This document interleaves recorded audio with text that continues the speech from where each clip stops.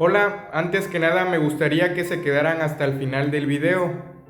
Considero que hoy en día es muy importante el que hayan procesos de discusión social como lo son los debates. En un país cada vez más democrático, nos exige el que seamos más debatibles, puesto que la democracia tiene que ver con la participación de la ciudadanía precisamente en debates. En pocas palabras, tiene que ver con la discusión libre de las ideas. Me gustaría empezar diciendo que es vergonzoso que en un país con más de 60 millones de pobres y con tantas carencias estemos subsidiando a empresas europeas. Para mí eso no tiene ninguna lógica. ¿Ustedes creen que Volkswagen subsidie a Elon Musk? ¿Ustedes creen que Tesla subsidia a Volkswagen, al grupo Nissan, Peugeot, Mitsubishi, etcétera? ¿Quién subsidia a quién? ¿La marca Flexi subsidia a sus competidores? ¿Verdad que no? Pero en el modelo de la reforma eléctrica del 2013, sí, la CFE subsidia a sus competidores, a los que hace directamente competidores a ella, su propia competencia. ¿Cuál es la ventaja? ¿Cuál es el verdadero beneficio para la población si esos 500,000 millones de pesos al año que están en juego no se van a subsidiar a empresas europeas?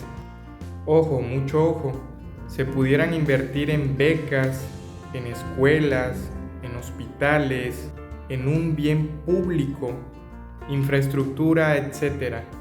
Poco antes de que el presidente López Obrador saliera a la cumbre con Estados Unidos y Canadá, con el presidente Joe Biden y Justin Trudeau, un periodista le preguntó al presidente si en dado caso esos mandatarios le llegasen a cuestionar o a reclamar las afectaciones de estas reformas a las empresas extranjeras, que qué iba a responder.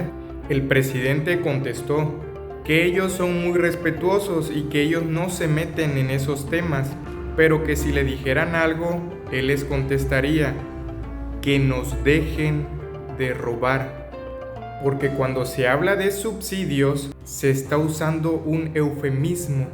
El daño al patrimonio nacional es más de 400,000 millones de pesos al año, con quien se benefician las empresas extranjeras, y no de sus legítimas ganancias, sino de estos esquemas de expoliación que se nos han impuesto en nuestro país, en nuestra patria. Imagínense 400,000 millones de pesos. Les recuerdo que tan solo el Fobaproa, la gran deuda del Fobaproa es de 532 millones. 532,000 millones de pesos. Hemos pagado 1 billón de pesos. 1 millón de millones de pesos. Y aún se dice, imagínense que restamos 800,000 millones de pesos. Esto es casi un Fobaproa al año, que por ejemplo esta cantidad económica alcanzaría para darle a 400,000 mexicanas y mexicanos una vivienda de 1 millón de pesos al año, que es una gran necesidad hoy en nuestro país, el tener un hogar, o para invertir en escuelas, en hospitales, caminos, apoyo al campo, o para tantas necesidades que tiene hoy en día nuestro país. Y yo me pregunto cómo la oposición puede venir a defender la desaparición de la CFE bajo ese modelo o reforma del año 2013. Con el actual marco constitucional, en pocas palabras, con el modelo de la reforma del 2013, que hoy en día está elevado a rango constitucional para el año 2030, la segunda empresa más poderosa la segunda empresa más poderosa y de las 500 empresas más importantes de todo el mundo, que además está llamada a ser la empresa más importante del país. Estoy hablando de la CFE, porque ¿qué creen? La humanidad se va a seguir moviendo con electricidad. En pocas palabras, la oposición quiere que desaparezca la CFE, porque si no lo saben, hoy en día los privados tienen el 62% del mercado nacional. El presidente López Obrador no quería hacerle cambios al marco constitucional en materia eléctrica, lo dejó como estaba. Y hoy tienen las empresas privadas el 62% del mercado nacional. Y a finales del 2024, ¿saben cómo estaría la CFE? Estaríamos abasteciendo el 18% nada más. Y en el 2030, ¿qué creen? La CFE desaparecería. Ese es el modelo que nos vendieron en el 2013. Y ustedes se preguntarán, bueno, ¿y por qué desaparecería la CFE? ¿Porque es ineficiente? No, la respuesta es no. Sino porque nos obligan a comprar primero a los privados antes que a la CFE, que sí produce energías limpias y que tiene paralizado el 38% de su planta productiva. Por ejemplo, en materia hidroeléctrica, para comprarle primero a los privados, con la mentira de que los privados generan energías limpias. Escuchen estos datos, tan solo los privados, al tener el 62% de la generación nacional, producen energías limpias, en este caso las eólicas y fotovoltaicas. De ese 62% solamente ocupan de energías limpias un 7% del 62% que abastece el mercado nacional. ¿Y quién creen que entra al respaldo de estas empresas privadas? Pues la CFE, por la simple razón de que son energías intermitentes. El otro 55% restante lo están produciendo con gas, con el famoso ciclo combinado. Les pregunto a mis colegas ingenieros químicos, ¿el gas no es un contaminante?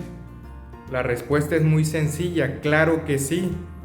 Las moléculas de hidrógeno que producen los gases son tóxicos para los seres vivos, para el ser humano e incluso para el medio ambiente. Así que no vengan a vendernos ese cuento de que las empresas privadas generan energías limpias. Es falso. Falso. La CFE también puede producir con gas. Y díganme si la CFE no puede primero utilizar su propia energía y después la de los privados. No le veo lo malo. ¿Les parece poco que les dejemos el 46% de la distribución de todo el mercado a las empresas privadas? Que presten atención, que es un mercado equivalente a Argentina y a toda España. ¿Y les parece poco que nuestro país tenga el 54%?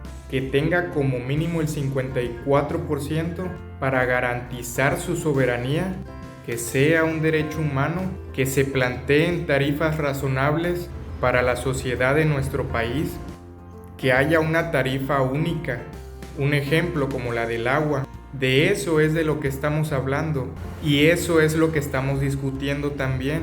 Hace mal España si entiende que la relación con América Latina y en concreto la relación con México puede ser igual que la que desarrolla Estados Unidos. No puede ser que haya empresas que si nos depredan a los españoles como hace Iberdrola o Endesa, ¿cómo no van a depredar a los mexicanos? Si aquí a sus compatriotas les encarecen la luz, les vacían los embalses, ¿qué no harán en otros países donde tienen menos sensibilidad nacional? Y resulta que luego cuando hacen barbaridades como en Perú, con los vertidos dicen no quiero saber absolutamente nada. Esa es la pausa que hace bien el presidente López Obrador en establecer. Porque esta relación poscolonial que hace que recuperen el imperio por parte de las extremas derechas no son sino subterfugios para intentar seguir justificando el robo a los países del sur. Y hace muy bien el presidente mexicano en mandar a parar. Así se hace patria. Creo que es especial la relación que tiene México con España.